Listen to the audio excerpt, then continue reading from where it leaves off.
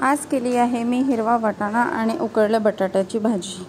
चला तर मग वेळ न घालवता सुरुवात करूया। इथे तेल तापवायला ठेवलेलं आहे मी। कढई वाटाणे आणि बटाटे एकत्र उकळून घेतलेले आहे। 2 शिट्ट्यांमध्ये व्यवस्थित होऊन जातात ते। वाटाणे रात्रीच भिजत घातले होते आणि सकाळी भाजी करायच्या आधी त्याला 2 शिट्ट्या करून घेतलेल्या आहे। तेल तापल्यानंतर मोहरी, लसूण बारीक चिरलेला आणि हिरवी मिरची घातलेली आहे। हिरवी मिरची खरपूस झाल्यावर कांदे टाकलेले आहे मी त्याच्यात।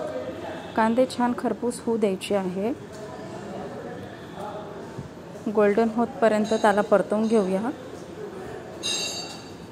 कांदे झाल्यानंतर मी आता इथे त्याला व्यवस्थित मिक्स करून घेतलेला आहे आणि आता टोमॅटो घालते आहे। टोमॅटो घातल्यानंतर हळद, तिखट, जिरेपूड, धनेपूड हे सगळं त्याच वेळेला घातलेलं आहे।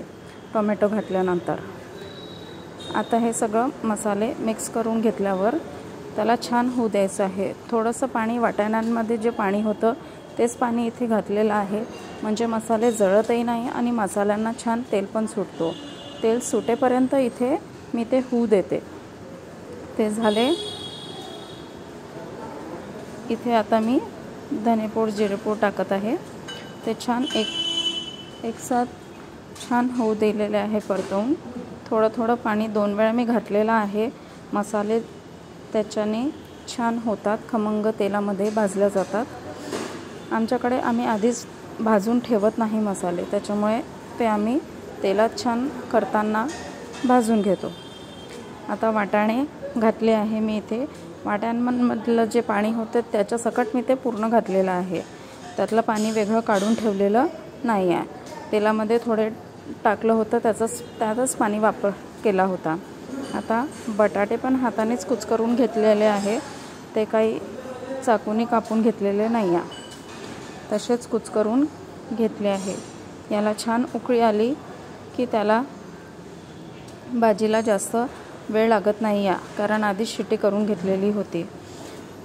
मीठ घातलेलं आहे चवीनुसार आणि पुन्हा एकदा छान वाफ येऊ द्यायची आहे। उकळून घेतली की भाजी लगेच तयार होते। थोडासा दाणा व्हायचा आहे म्हणून मी त्याला अजून उकळी येऊ दिली। थोडा वेळ झाकून ठेवल्यावर भाजी एकदम प्लेटमध्ये काढायला तयार आहे। चला तर मग बटाटे पण झालेले आहे। लाईक करा व्हिडिओ आवडला असेल तर, आणि या पटकन जेवायला।